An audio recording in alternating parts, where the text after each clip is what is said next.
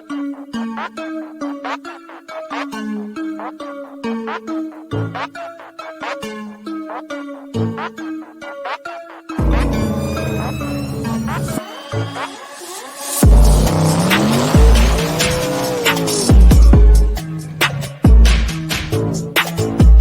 going to pack things up and hit the road and try to make it the next day.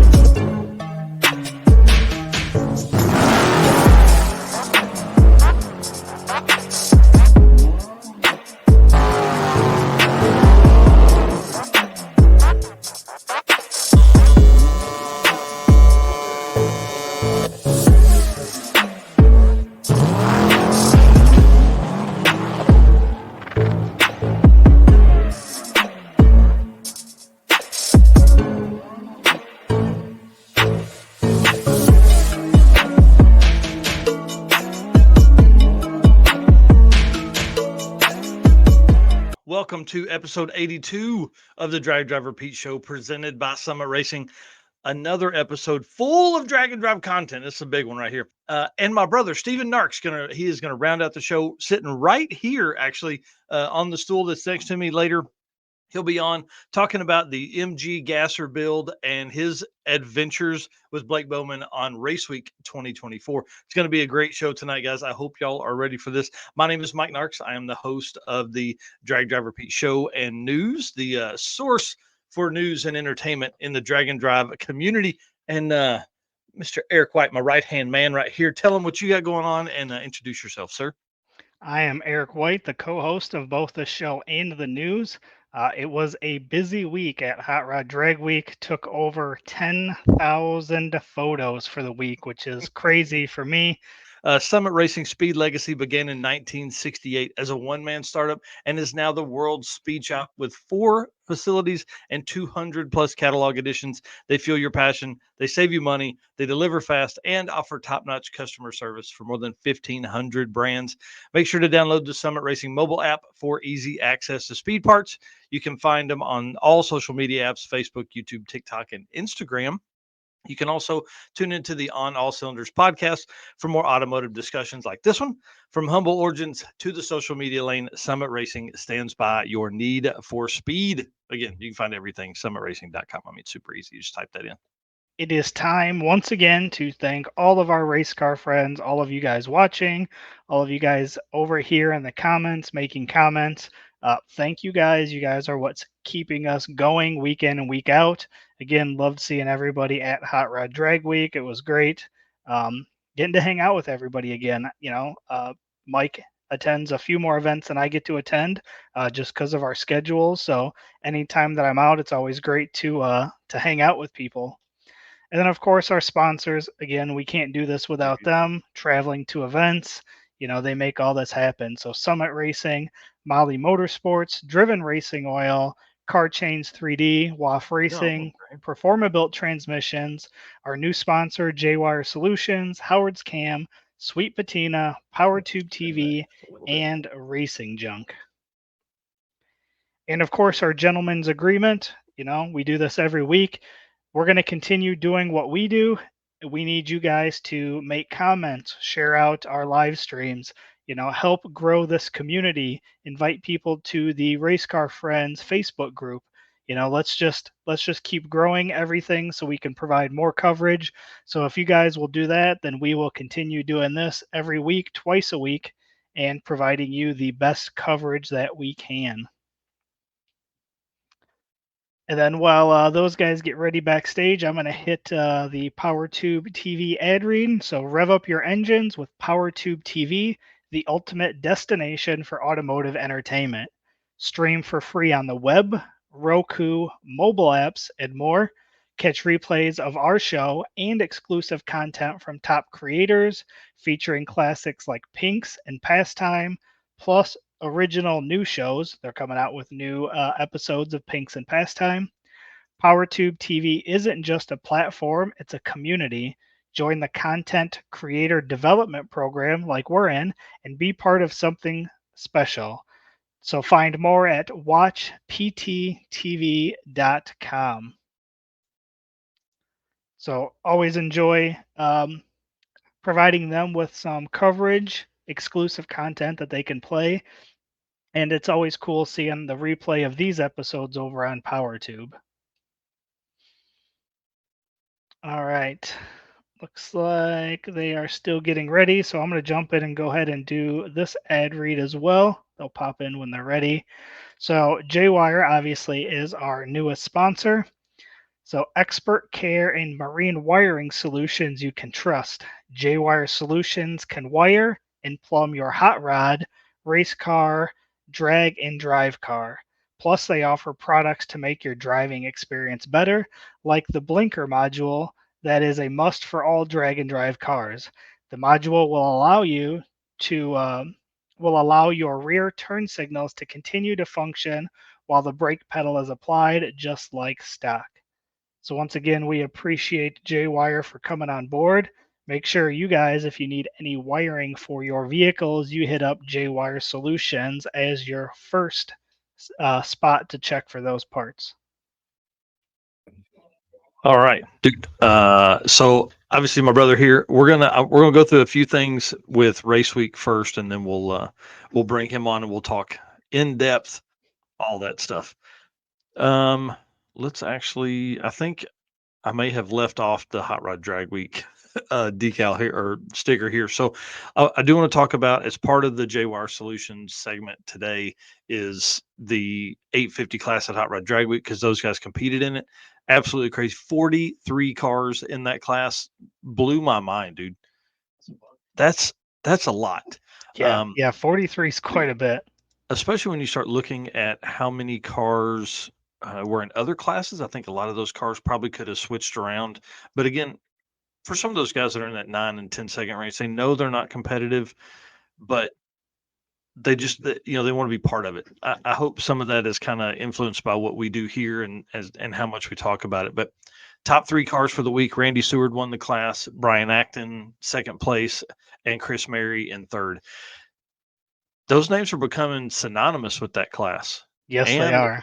the top end of that class, best pass of the week. This is kind of crazy. 8501 on day one by Bill Schwartz. 8502 by Randy Seward is the second quickest pass of the week. 8504 by Mike Mayone, I think actually happened on day one as well. And then an 8506 by both Brian Acton and Mark Cicino sometime during the week. I think 506 came on day 3 for Brian and Jay. I'm sure they're in here watching, but that's tight, man. We joked with actually I think 506 for Acton came day one. We joked with Mike Glimmy earlier that there were literally, you were in fourth place.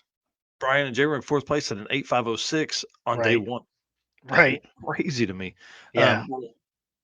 In How keeping wild with is that that? same theme, yeah, in keeping with the same thing, Limited Street is the 850 class at Race Week, which we're going to talk about. This next is all the classes and winners for Race Week. So 6 cars in that class, which seemed pretty light to me as far as cars in the past. Usually they're in the teen range in that class. Top 3 in that class were Steve Willingham, Keith Finstead, and Felicia Smith. Best passes of the week, the top 3 best passes were actually ran by Steve Willingham.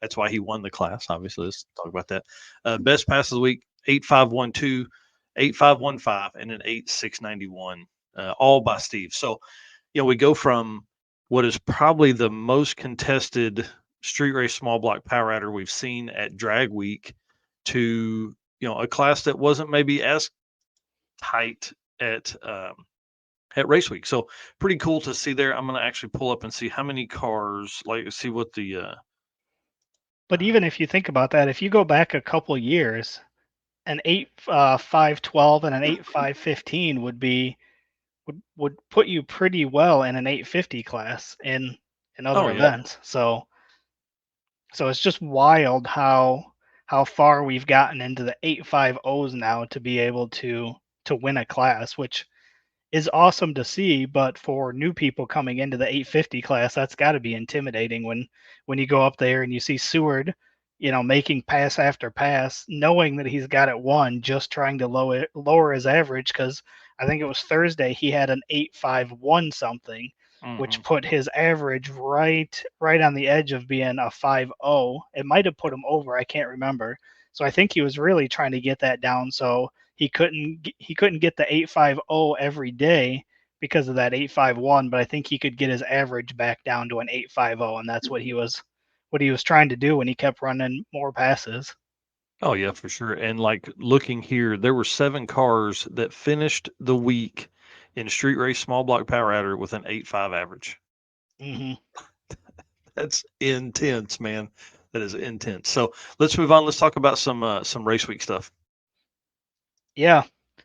So obviously this is the 5th year for doing Rocky Mountain Race Week, or 2.0.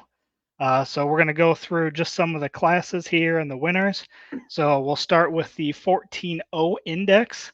So that was won by Anthony Watson in a 02 Camaro with a 14.01315 average. So again, we're seeing it, these index classes being a O number. So again, Yeah. 14.0.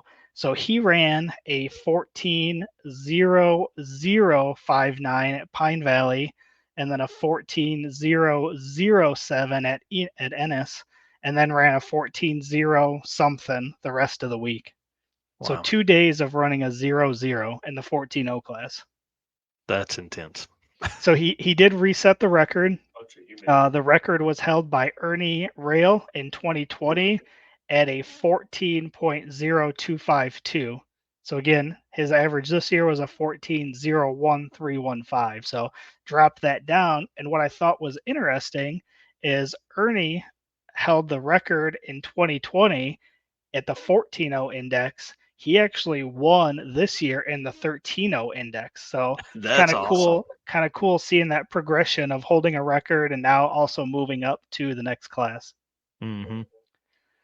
So then 13.0 index, we had first place was at Ernie Rail in a 1948 Chevy with a 13.078675. So again, you're seeing these zero numbers for the averages for the week, which again, you've got 5 days of racing to average a 0, which is pretty incredible. And then second place was Eric Carroll in a 2016 Lexus GSF, again at a 13.0909 average. So first place was an 07 and second place was an 09. So then we get into the 12.0 index. 12.0 was won by Travis Boltman in a 96 Sierra. Listen to this. His average in the 12.0 index was 12.007875. That's wild. So he ran a 12.002 at Pine Valley, a 12.0019 at Twin City, and then a 12.0 something the rest of the week. That's And what it takes. yeah, and he also reset the record, which was previously held by Greg Jones in 2021. The average then was a 12.0146. And again, Travis reset that record at a 12.007875. So pretty wild there. A couple other interesting things about the 12.0 class. Greg Stafford ran a 12.002 on day one at Pine Valley, but wasn't able to finish the week. So he would have been right up there. Actually would have been tied with Travis at that 12.002 for day one. And then the top 10 cars in the 12.0 index all finished with a 12.0 something average. And I was looking as we were leading up to this, that class had 36 racers in it. So the top 25% had 12.0 averages. The index stuff at Rocky Mountain is by far my favorite stuff to watch outside of the 850 class.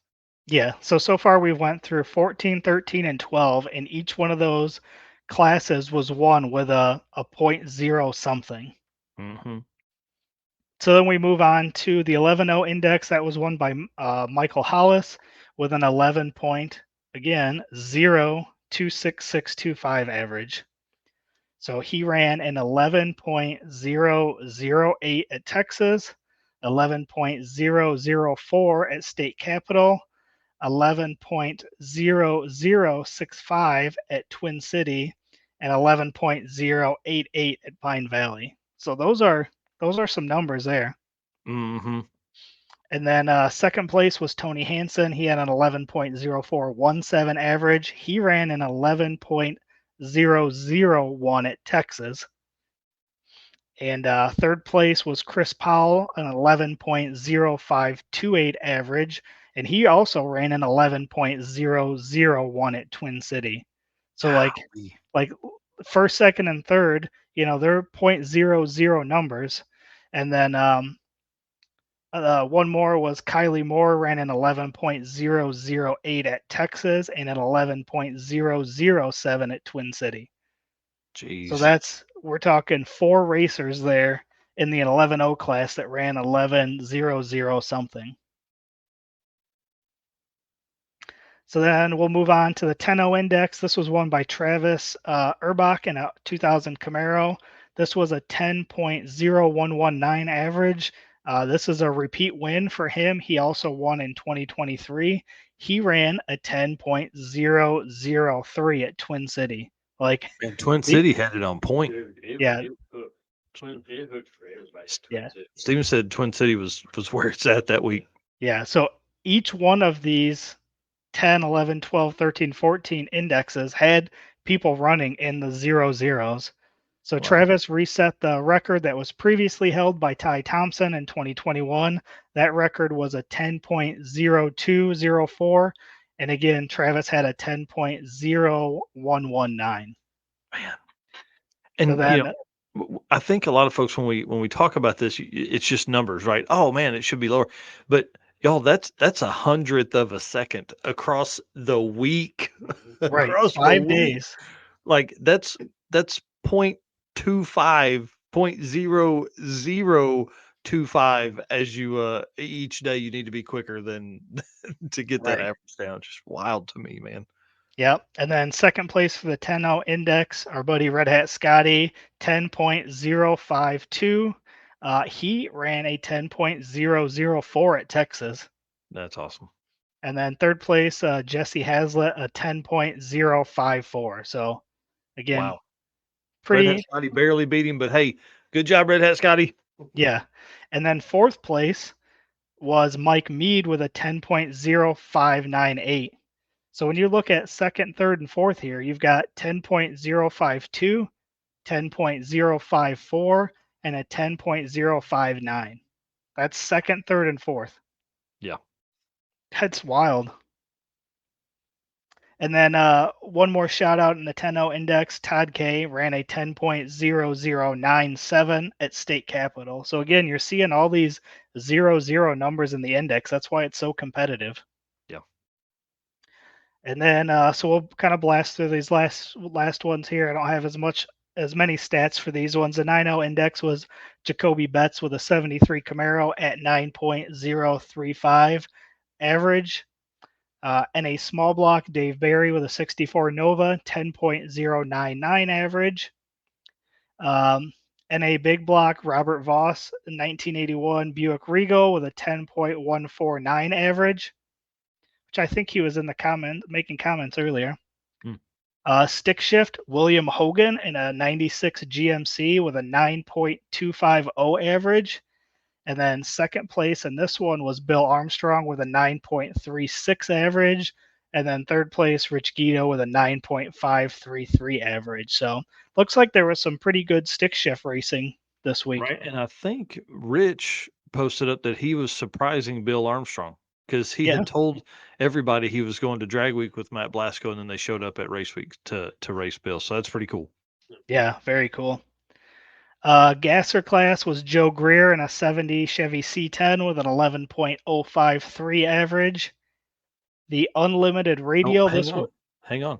We're sitting with third place Gasser racer right here, Stephen Narx in the MG Gasser. We'll talk about that in just a minute too. Yep, for sure. Unlimited radial. This one I thought was cool. Eric Kuhn. He's got that gorgeous 55 Chevy 210. His average was a 7.499 average. So he reset the record. It was previously held by Giovanni. I didn't catch the last name, so I apologize to Giovanni. But he held the record in 2020 with a 7.633 average. So it went Eric's from score is so nice. Yeah, it went from a 7.633 down to a 7.499 in That's a big unlimited swing. radial. So super cool there. Walter Doyle on the hot rod class, 1966 Chevelle, 8.7672 average. He reset the record that was previously held by Danny Allen in 2020. It was a 8.953 average. So again, 8.953 down to an 8.767 average. Yeah. Rowdy Radio, Josh Reach, 2006 Colorado, 5.7835 average. Again, that's eighth mile class, right? Yep. 8th mile and 235.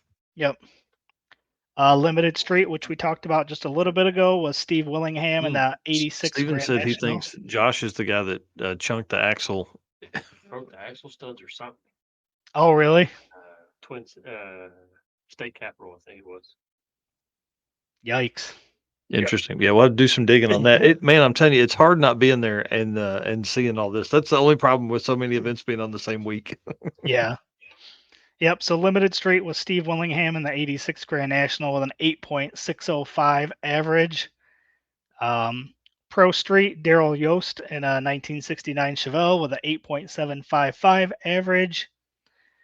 Outlaw Street, Aaron Schaefer won that in his 98 Camaro with an 8.556 average. And then second place was pretty close. Blaine Thiessen was an 8.590 average. So again, pretty close race there. Unlimited was Earl, and you're going to have to help me with the last name on this one. I think it's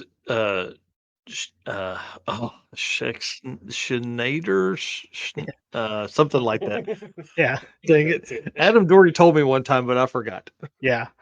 So he's got a 2000 Mustang. Average was a 7.638 average. Motorcycle was Chris Baker, 08 Suzuki Hayabusa, 9.864 average. And then the junior street, I didn't get the stats on that, but that was Isabella Holt in a 2018 F-150. Yeah, and they kind of run Junior Street as it's almost like a bracket, like you're like a dial in. You're trying to run as close as you can across the week. So, we may have to start looking at those as far as like when, what the gap is there, not necessarily what the ET is, which I think I had it as the record in there for the ET because they're limited to 9-0 in the 8th. So, So again, that is the rundown of the winners and some interesting stats throughout the week for race week. yep. And I have my notes inside with the class counts, but I do remember 12.0 index being the largest at 36 cars and 10.0 index being the largest at 34 cars, and everything else kind of fell from there. But we say it all the time, like just get in your car, do some performance upgrades and go racing, you know. Yeah, I mean, have a good time, but like 12.0's quick. 12.0 do a great burnout. Ask Chuck Johnson, you know. 10.0's is even faster. At that point, you're getting pretty competitive because you need to figure out, real traction. You can't just keep pouring the power on later on. You got to finish out. You got to figure out your launch, and especially to be competitive in the race week trim or Street Machine Eliminator. Those classes, Pro DY or DYO with sick events. I mean, you've got to be on the money. You've got to be able to run low tens. I like how Drag Week does the top 32 as a bracket race. That's kind of cool. Uh, you know, are we going to see some stuff from that? I don't know if they'll keep that forever, but it's interesting to kind of give those guys a little bit of a race in the afternoon. But I think things are probably going to move more towards this index stuff. We see index racing being adopted by Midwest Drags with the 10, 11, and 12 class. You've got Heads Up Hustle has a 10.0, 1150, and 13.0. And then this year, based on how successful John Paul did with his 3 index, that's why we added the 12.0 and the 11.0 index for the circuit. One, because I want people to be able to use the circuit as a test bed for Rocky Mountain. We have a lot of crossover between those two events simply because of the geographic locations of them. And so it makes it easier. People can come do some testing with us. Now, the air is not going to be the same as it is going to be in June or whatever for Rocky Mountain, but you start looking at some of the same tracks. We start talking about getting your combination right and figuring out the roadways and things like that. So I don't know. I like index stuff. I like that these guys can't go faster than that number. I think that really adds a lot when you start looking at, Travis Urbach 10,003. I mean, dude, how do you fight with somebody that has a week like that where they're running their end average is a 10,001? And he Right. won in 2023, and we were at Bandamere in 2023. So I mean, like it was just completely different. I don't know. Still got to finish the week. And you still got to finish the week. That's for sure. And again, we're going to look at all this stuff. I appreciate Eric put all this stuff together, so I appreciate that. We're going to have some artwork that's going to surround this, and we're going to take a deep dive. I'll reach out to a couple of these racers that won their classes or got real close. A lot of times the second place guy has a better story sometimes than the number one. If you lead all week and then mess up on day 4, that's a hard story, and we see Yeah. that quite a bit. So it's fun looking at those kind of daily averages and seeing how the standings shake out. So Yeah. Yeah. We'll probably do a recap of at least the record resets on Saturday morning. yeah, pretty cool stuff, man. I appreciate you doing that for sure. I know that's a ton of work I putting don't that think in you there. I don't think you went through any of the photos while I was talking either. Nope, I sure did. There's all the trophies right there. Voss's car is so loud. Steven saying Robert Voss's But car. it sounded awesome in the morning time. Nice. Buddy. All right, so let's jump in. Let's get through the Yeah. intro here, and then we'll get on to Steven. Hello, ladies and gentlemen. Harris from the Monoxide Podcast. Real quick, Howard's Cams was founded as a racing cam manufacturer almost 80 years ago when Howard Johansson created Howard's Power and Racing Equipment in 1945. Howard's Cams has always used on-track experience to design the most powerful designs, and today they have an even greater group of experienced racers in circle track, drag racing, road race, mud bog, and marine. They use all this input plus the most advanced computer software to design the most competitive race-winning products. From pioneers in drag racing and oval track to cutting-edge marine development, Howard's Cams is at the forefront of the industry. So make sure to reach out to our friend Luke B for your next valve train upgrade. All right. Well, perfect. Well, first thing out of the gate here, we're going to talk about in the Howard's Cam segment is some dudes I met Hot Rod Drag Week 2022. One of the first group of guys, they were pitted right next to or they were parked right next to where we parked for the evening before day 1. Had the camp set up, and these guys were, I mean, literally, I had never been to Drag Week. These guys were super nice. It's Jim Everett and Dan. They were running Jim's 55 that he raced this year, the Jericho 4-speed car that looks, got a real gasser look to it. Well, obviously, we became friends 2022, saw each other again 2023, and they had brought Dan's 67 Chevelle, I think is what it is. And during all of the conversations and stuff like that, I had talked with Jim about, he had a GoPro with him. He was asking me a few things, and we started talking about editing and filming and what they wanted to do and all that kind of stuff. And he said for a long time he would take pictures of all these adventures and then he would put them on video and put music to it, and then they would have a night at home. And he'd have his friends over, and they'd all come over, and they'd kind of have some beers and enjoy the time of just going through this hour-long video of pictures. Well, he had picked up a GoPro, and now he was recording video. And so he was figuring out editing, and him and I had several conversations after that about, style and what to use and all that kind of stuff.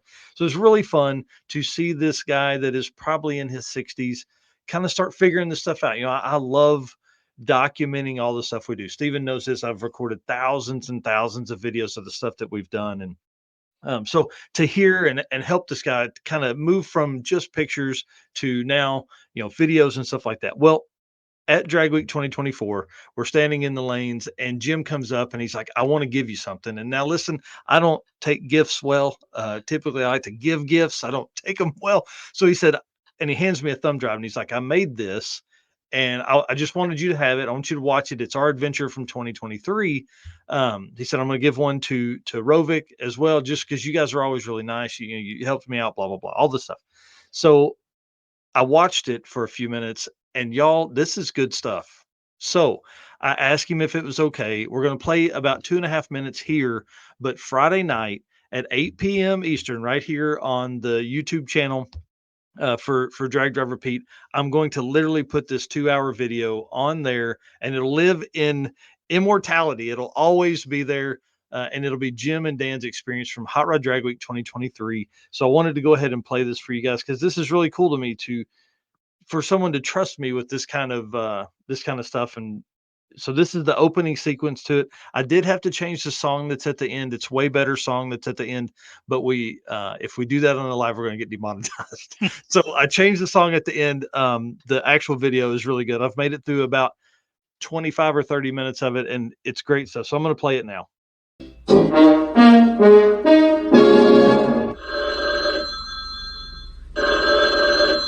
This is Jim Rockford. At the tone, leave your name and message. I'll get back to you. Hey Jim, remember Dan and I'll be on Drag Week this week. Hope you can make it.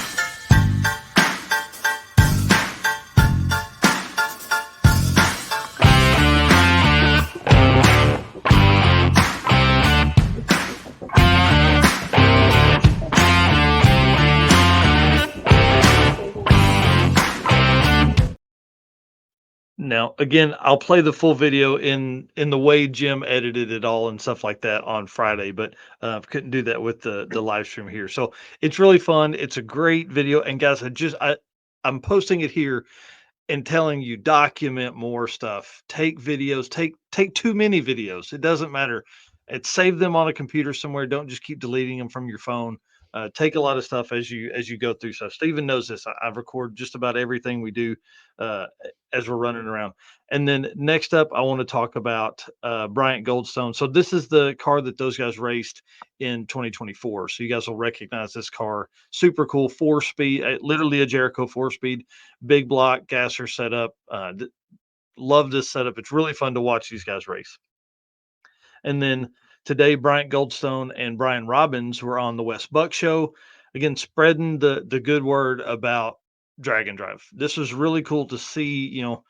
Wes talks about drag racing in all forms: Top Fuel, Pro Mod, Funny Car, all that kind of stuff, and to see guys from our community on an episode like that, it really just shows. I mean, how much reach this has, and those guys got to tell the story of taking the engine out of the car and fixing the head and all that kind of stuff. Um, I think they were just starting to get warmed up as their time was allotted. So we'll have to have those guys on here. They've been on several times, but we'll have to have them on and tell that story because man, they had a hard week of it for sure. But Yeah. if you haven't seen it yet, please go over and watch it and make comments. It's on Drag Illustrated. Obviously, it's today's live stream episode 360.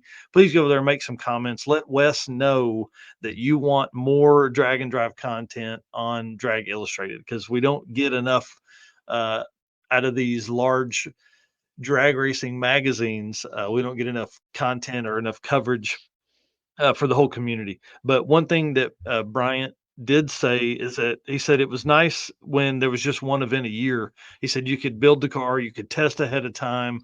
Now they're testing at the event the day before it starts. And really, it goes back to being part of the community, because those guys, this is their fourth week-long drag and drive event to do this year. Bryant did one with Rob Sanders earlier this year. So Brian Robbins has literally burned 3 weeks of vacation to go on drag and drives, which are not vacations. They are not vacations to be out there and be out and about. Sometimes they are. No way, man. They were telling a story of Brian Robbins literally standing up when they were swapping that engine, or not swapping the engine, but pulling it out, fixing it, and put it back in, where Brian was literally standing up and fell down because he was so tired. He just literally dirt napped for a minute. That's how hard it is. So Yeah. and then Bryant Goldstone and his wife will be on 666 in a 2017 Corvette. So That's be a super lot cool. easier for them then.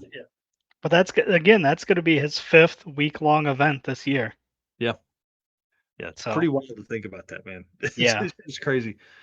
That's And- almost more vacation than I get in a year. So Well, hey, that's the way some folks get to live. I'm glad that he is such a huge ambassador for the sport, and to do that in that car. And they were telling stories of the oil pan and the 160-degree firewall temps and all that stuff. And guys like Wes Buck, they don't understand that. They've never seen that. They've never been involved in that. Even when they did Sick Week, they still rode in a rental car between tracks. So they were talking about Mike Carpenter, who's obviously Wes's kind of right-hand guy, and they were talking about going to Sick Week 2025.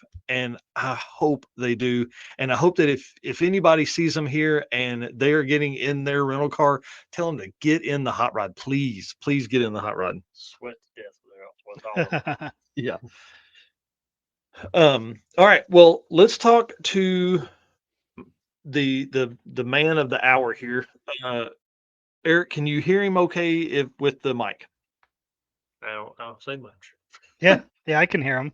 Okay, so if you guys don't know, this is my brother. I know we don't look anything alike, but this is Stephen Narx, my younger brother. I used to call him my little brother, but he's not little anymore. He's a grown-ass man. So I will say forever, just a little backstory. We've always been car guys, so that kind of gives you an idea. We both had motorcycles at a young age. We both had motorcycles as our first cars. We both have had hot rods forever, and he has had way more hot rods than I have. Very accomplished builder, LS swaps, full frame cars. I mean, Anything really.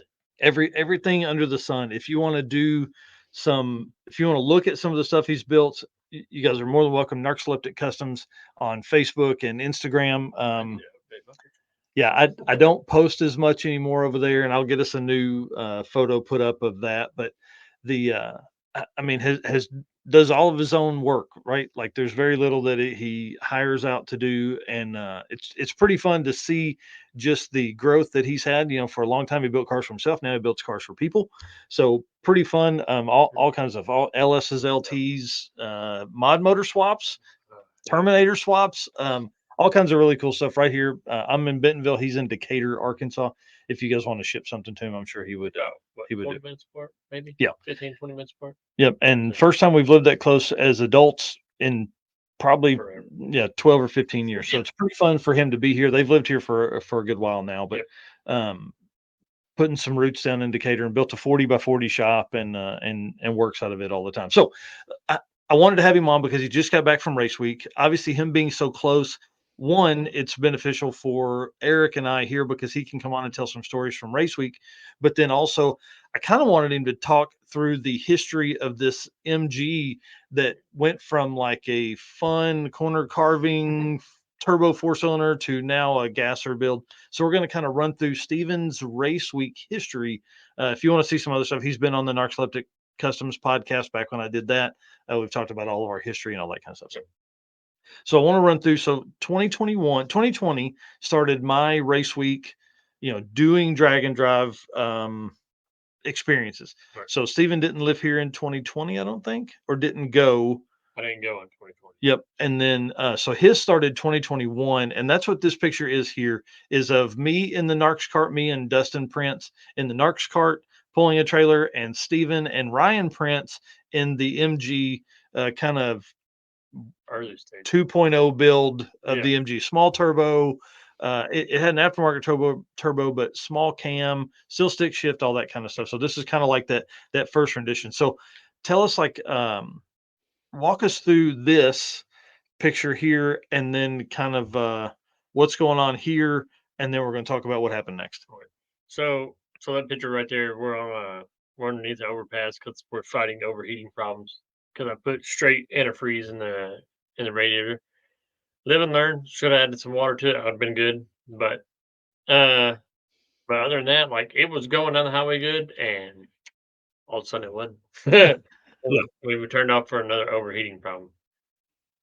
So, but other than that, it was small turbo, stock head, or small cam, small turbo, factory injectors, all that fun stuff. So, And that setup made like 250 or 240 or something like that. 250. Yeah. So And the reason we were pulling off is because Steven said the steering was a little wonky, and it had, I didn't put the picture in here, but it had like a late model dirt track steering. I still run that actually. I still did run that. So it's a dirt track rack and pinion. It's a Sweet manufacturing or Woodward manufacturing, same concept. But it's like a 1 3/4 turn lock to lock.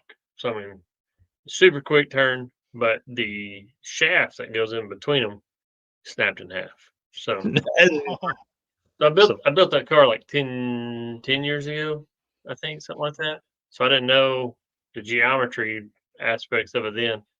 So when I figured it out and got the steering shaft rebuilt, that's when I learned. Yeah. So essentially, the pivot points of the steering box and arms were wider than what the Control arms were. control arm mounts were. So it really kind of putting it in a bind.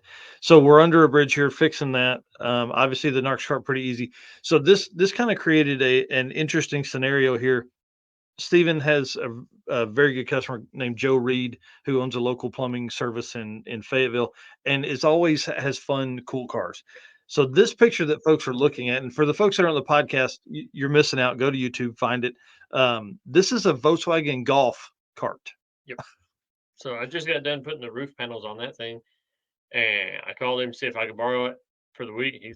He said absolutely. So had somebody bring it to me, and they took my car home, and we rocked that one all week. It has a VR6 with I think it was a GT45 turbo. Yeah, it was It had a huge. big turbo, but it was just for sound. So Yeah, and looks like the turbo was at the roof line of the car. So you can imagine I have the Narx cart, which has a turbo on it, and now we pull up in the Narx cart and this Volkswagen Golf cart.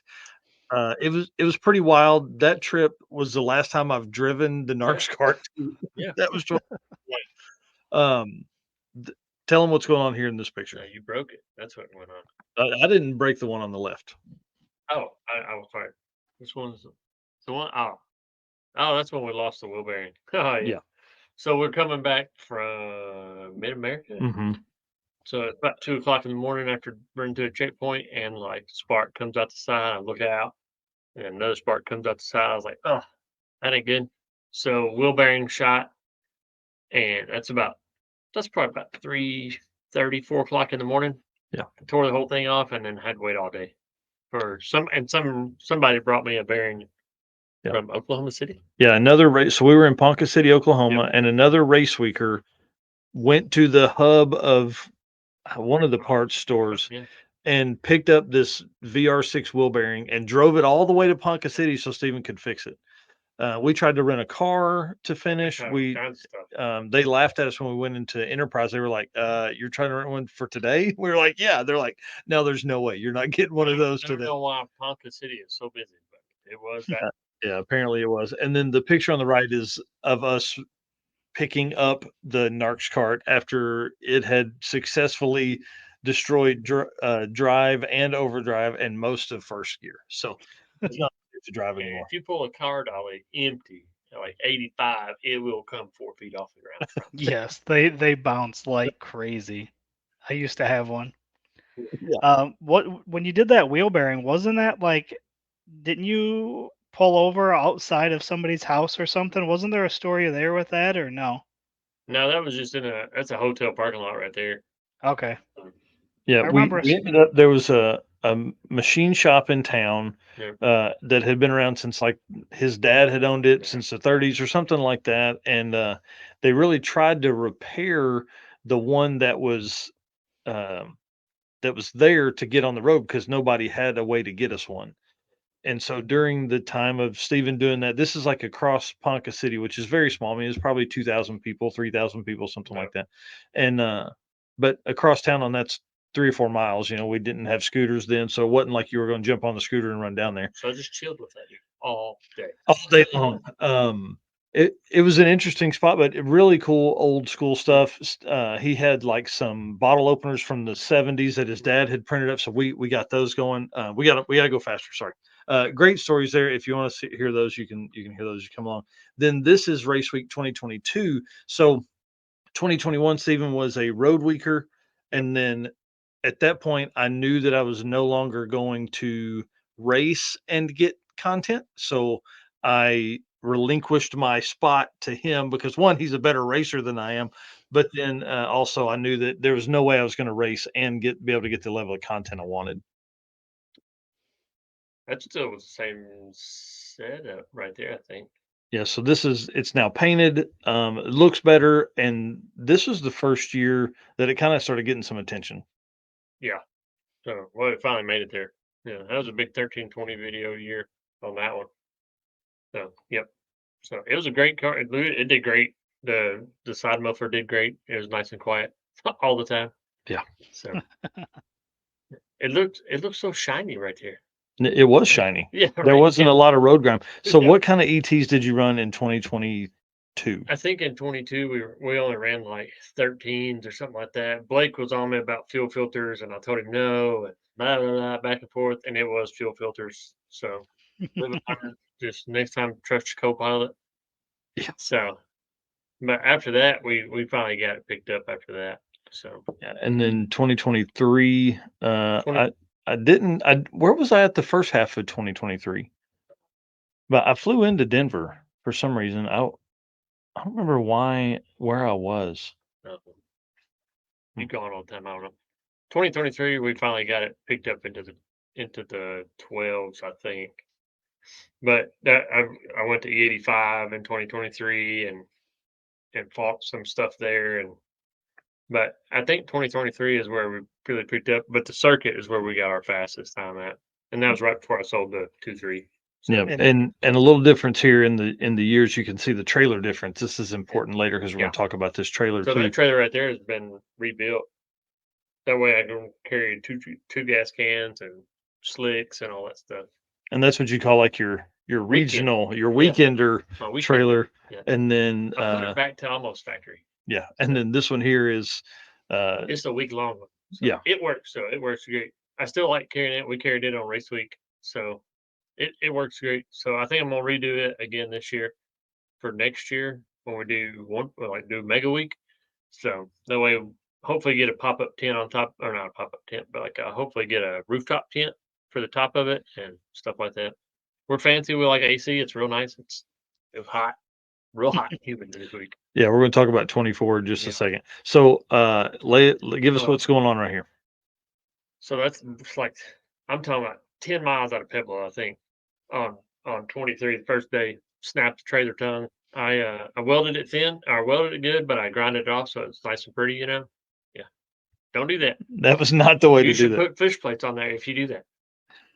So, live and learn. So, but we broke that. We waited. Man, I think we were on the side of the road for probably 2-3 hours right there. So just chilling. So Yeah. waiting on Juggernaut. He come and fixed it, and we rocked on it. It held all the way to Kearney, and then about 7/8 of the way back, and snapped again. Yeah. So Broken in a different part though. Pueblo to Kearney is how many miles? It was like 400 and something, 480 or something like that. It was a lot. Long ways. That's one of the biggest things about. And we smoked the turbo that same night at like 2:00 in the morning. Yeah. So, yeah, Blake stuck his head out the window and looked at it. It was just nice and cherry red, and like, that's not good. So, yeah. So, as you can see that over on the welding, that was that next morning about 8:00 in the morning after limping it back. That's actually Rob Lipinski's shop. I didn't know that at the time until we got there and he told us. I was like, oh, that's awesome. So he was out here racing with us too. Yeah. So, but yeah, we had our struggles in 23 for sure. So- trailer and turbos. And, Yeah. So that was the trip that you drove with no internals on the turbos. so as you can see, that's an exit wheel or exhaust wheel. So we took it out and turned it around and literally beat it back in there with a hammer, so it wouldn't spin and wouldn't shoot oil anywhere. Made a pass with no turbo. Drove all the way from Kearney back to Bandimere with no turbo. Made a pass, I think, at Bandimere. And then the next day, I found the turbo on Facebook, and they brought it down from North Denver. So That's fought that one awesome. on there, and then we were kind of back in the works, but we didn't So- get to where we needed to be. Yeah. So Juggernaut, you had what did you had to do something? Something was different about the mounting between the No, turbo you so- had and the one that you. So I borrowed a turbo from Travis Margaret. Tyler Maggart. Tyler, sorry. Borrowed a turbo from him. It was a T4. I have a B band, so had to go dig the turbo out of his locker box. Then go to some other dude's house, have him weld some adapters up, and then tried to run it, but it was like a 62. It wouldn't spool it like I needed it to. So Especially in Bandimere. yeah. I think we actually did the mountain drive with the 62, and then I found a 58, and that's what I ran until I felt the motor. Yeah. So and then I met up with you guys at Bandimere Yep. on the first day of Bandimere, and then we did like an 80-mile loop that literally took all day All day. because people But it were was sightseeing beautiful. and all that stuff. So this is just down from Red Rocks in a big. It I was don't literally know. right behind the drag strip, but it was across like what do they call it, like Dinosaur Ridge or something like that. Mhm. It was like right behind that, so it was an awesome shot. It wasn't even a checkpoint. Yeah, and then we were there forever. yeah, an hour or two for sure. And Blake got a bunch of drone type stuff, and we need to get that from him at some point. Yeah. But a lot of cool photos and that you can find those on Narx Customs on the Facebook page. But that was a neat day because there was I think I was riding with Jesse Fox. Mhm.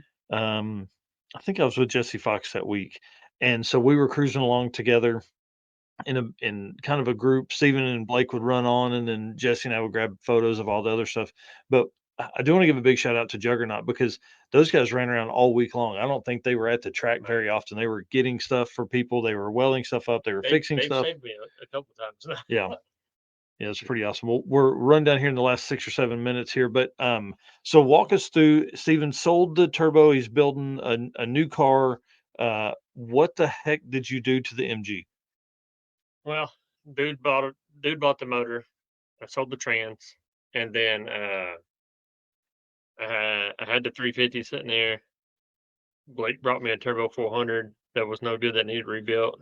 Traded that for a working turbo 350, and then called a buddy Wes Evans. He had some Jeep axles, Jeep Grand Cherokee axles.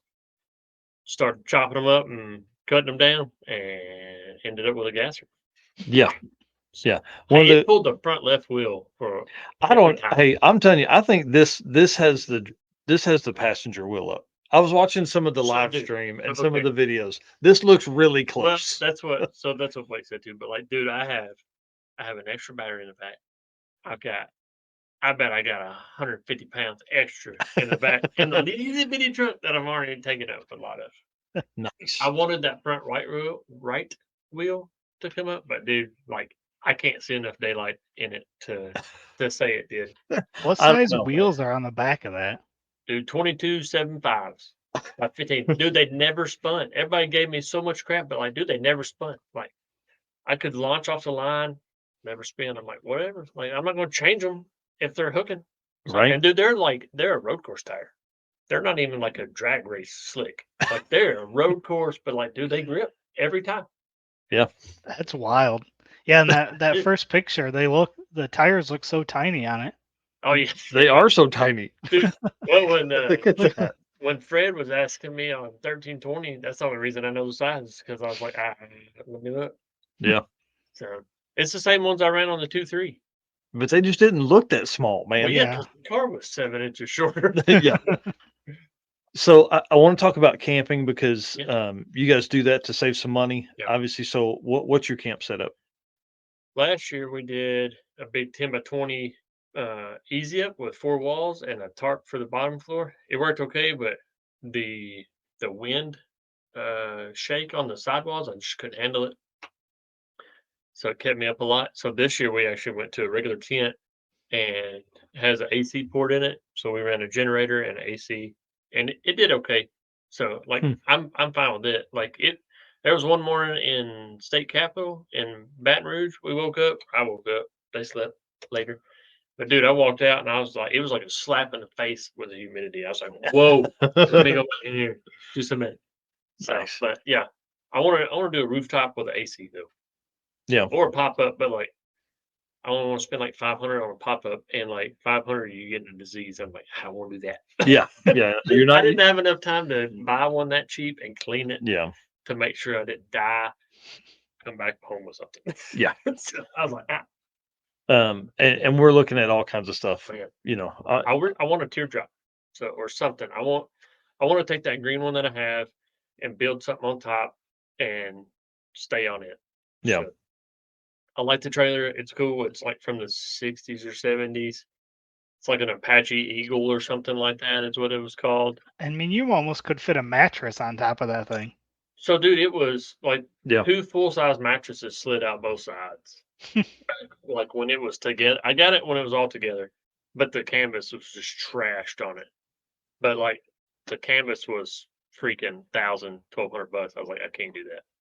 So yeah, there it is. Yeah. So Okay. these sides would like fold out flat, and there would be Yeah. there'd be Oh, something there. Yeah. And gotcha. this is him gutting the interior. Yeah. Sorry, we're running out of time, but You're good. he's built the floor in it, raised the fenders up, all that kind of stuff. So I mean, like that's what I keep telling him. I'm like, man, you could. There's a lot of room there that you could make. Yeah, I I do like want the to figure idea out the of get something the on the hump roof. out. Yeah, I Yeah, want to get the hump out, make it flat, and then like I think I just want to take the top, like where the like the rooftop tent would be, and just make it fold out so you can literally reach down there and get all your stuff, and then you just come back down and it's solid mounted. Yeah. Is my plan. So that way I wouldn't have because those 2 sides right there that pop like this, the little latches you can't open by yourself, and Mm. it's a when you get real super mad, dumb you'll bend design. one like I did earlier Yeah, today. it's really dumb design. Yeah. All right. Lastly, I want to talk about your driving style because you guys typically drive after racing Yep. for a while or all the night. So I have not had to keep freaking temperatures down. Like I've always tried to run like the cars are running hot. I'm trying to keep shit under there, like small engine bay.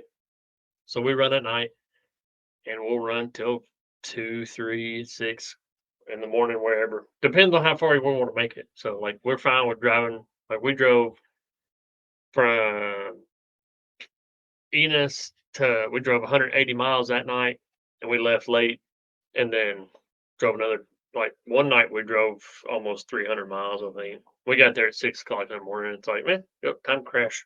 Right. And so, Eric and I talked about this on Drag Week, how these guys race during the morning. And then once it's the hottest part of the day, they're driving. Yeah, I don't like that. Right. So if you're We did trying that. to kind of plan, like Mhm. you'd almost have to stop somewhere for 4 or 5 Well, we hours. did that at State Capitol. We raced in the morning and then had to drive that afternoon. I was like, I don't like this at all. I like racing at night and driving during the night. So and then when shit breaks, you can just stay there. Yeah. Like, okay, well, I broke. I Yep. drive tomorrow. And I think that's why a lot of people drive during the day is because they feel a little more, feel a little safer. Somebody's going to be coming up behind me. But, if it's cool outside and you have the opportunity to work on it, say you have the parts, you can have it fixed. and Yeah. not be in danger of people driving on by you. I agree. All right, last up here, I want to know what's next for you, for the MG, for the trailer in the shop. So the MG will be getting tore apart. So I thought about selling it, but I don't think I'm going to. I'm gonna cut the whole passenger side off and take the driver door off, hang them on the wall. And I got another MG that I'm building right now with a K motor, like a Honda motor. So trying to push pretty hard on it, try to have it done by June. I don't know if I can do it by April, but I'll try. April for the circuit, yeah. Yep. And then for the shop, it's trying to get Lauren's room done. She's got a hobby room now, and then like trying to do an add-on on the backside, like a big lean-to, so everything's under the covers and stuff like that, and then just try to crank stuff out as much as I can. Yep. Hopefully another lift sooner or later, and then some more help Yeah. eventually. Yeah, so got a lot of really cool cars in the shop that you're working on right now. Yeah. What's the next up for the trailer? You think a rooftop tent deal? Rebuild, basically get that big hump out of the middle, I think I wanted to go to torsion axles so I can lose the big leaf springs. Mm. So that way it would get everything flat. And if it's flat, you could probably sleep in the middle of it. It might be tight for two people, but you could really sleep pretty good side by Mhm. side. So just slide in the door and just sleep it. Right. So, but yeah, I think I would really like to have a rooftop. I don't care if it like folds out or if it's like the hard shell. I think the hard shell would be cooler, but like at the same time, it don't matter. Yeah. So just something that's more setup friendly. So the tent was super easy, but if I can do it all in one and don't have to carry it out and it's not taking up room, it's a game changer. Yeah. So Anything for you for him, Eric? No, I don't think so. Other than, so are you going to run this MG next year, or are you going to run the other MG? no, I'm shooting for the other MG next year. So like this one, it's got a small block Chevy 350 and a turbo 350, and I'll probably pull it out and put it in my little S10 that I have. And I was talking to Jason Hurley, and he was talking about building a gasser style thing. So might reach out to him, see if he wants some axles. So see if I can't get them to him somehow or another. So It'd just have wanna to be do- tiny. Hey man, hey, it's a lot of fun, man. Dude, it's 82 inches or 81-inch wheelbase. It turned pretty easy. So we only had a couple sketchy turns. So like it was like we're headed towards the ditch if it don't quit bouncing. So are you going to I'll get run rid of trailer leaf springs. Are you going to get rid of this one completely then? I'll tear it all the way apart. Yeah. So like I already took the the independent front suspension, the rear end, and all that stuff. It's already on the new one. So I mean, all that's gonna be left is a shell. So it's like I mean, didn't you just finish last week and you've already done all that? yeah. No, I haven't done it yet, but like it's together. But like my problem is I gotta buy another radiator, and I don't want to buy another radiator. It'd be like the third radiator in like 2 weeks, and I don't want to do that. Hmm. So fans like those radiators on that stupid car for whatever reason. Because feel like they have no Yeah. room for flex. Yeah. I feel like you can get it down to just a shell and it can be like a shop art or lawn art. Well, that's what I Or, want to do. I was going to take the whole passenger side. Like, there's a great body line I could cut at and just build a frame and just hang it on the wall. yeah. So hang the whole passenger side because it's got most of my stickers, and then the windshield and the driver door. So maybe the driver fender, and then just start adding stickers all on those on the wall. I like it. Yep. Yeah. So we'll see. So I'll post pictures if it goes on the wall.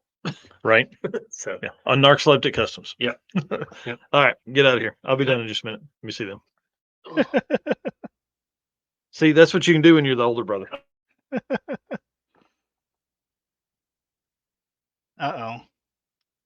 I think you made that comment and then you froze yourself. All right. Let me get to the end of these photos here because I think he hit something there when he was taking his headphones off. All right. Well, as we wrap up again, thanks to all of our race car friends, everybody in here watching, everybody making comments, everybody that we see at all these events. You guys are what keep us motivated and keep us doing this. So thank you. Thank you to all of our sponsors. Again, Summit Racing Equipment, Molly Motorsports, Driven Racing Oil, Car Chains 3D, WAF Racing, Performa-Built Transmissions, our newest sponsor, J-Wire Solution, Howard's Cams, Sweet Patina, PowerTube TV, and Racing Junk. Appreciate everybody. We will see you guys Saturday morning when we do our news show. See you guys. Like this show? Want more? Then head to WatchPTTV.com, the new 100% free PowerTube TV streaming network. Home of the best classic and new motorsports racing and build shows on the web.